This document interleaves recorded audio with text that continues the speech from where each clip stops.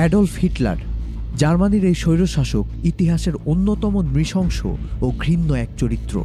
জার্মানির ক্ষমতায় যাওয়ার আগে 1921 সালে তিনি কট্টর নাৎসি পার্টির নেতা হন।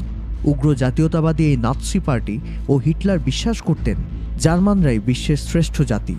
হিটলার স্বৈরশাসকের ভূমিকায় অবতীর্ণ হওয়ার পর তার নেতৃত্বে ইউরোপে ব্যাপক হত্যাযজ্ঞ ও নির্যাতন চালায় নাৎসি জার্মান বাহিনী। ফলে শুরু হয় দ্বিতীয় বিশ্বযুদ্ধ।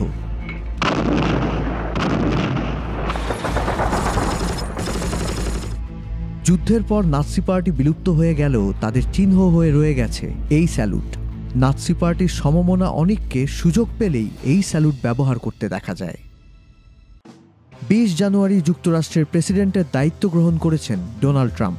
ওয়াশিংটনের ক্যাপিটল ওয়ান এরিনায় ট্রাম্পের অভিষেক উদযাপনের সমাবেশে মঞ্চে ওঠেন ট্রাম্পের কাছের এক সহচর, স্পেসএক্স ও টেসলার প্রধান ইলন মাস্ক। মঞ্চে উঠে মাস্ক ব্যাপক উচ্ছ্বাস প্রকাশ করতে গিয়ে করে বসেন এক অঙ্গভঙ্গি, আর এখানেই শুরু হয় বিতর্ক। মাস্কের এই অঙ্গভঙ্গি দ্রুত অনলাইনে ছড়িয়ে পড়ে, শুরু হয় আলোচনা সমালোচনা। এই ভঙ্গির সঙ্গে হিটলারের নাৎসি স্যালুটের মিল খুঁজে পান অনেকে। ইসরায়েলি সংবাদ মাধ্যম জেরুজালেম পোস্ট প্রশ্ন তোলে, ট্রাম্পের অভিষেক উদযাপনে মাস্ক কি নাৎসি কায়দায় স্যালুট দিলেন? একাধিক ইতিহাসবিদ মত দেন এ ভঙ্গি ছিল নাৎসি অভিবাদন। সমালোচনায় মুখর হন যুক্তরাষ্ট্রের ডেমোক্রেটিক পার্টির সদস্যরাও। সমাবেশে উপস্থিত কেউ কেউ বলেন এই ভঙ্গিকে মাস্কের রসিকতা বলে ভেবেছেন তারা।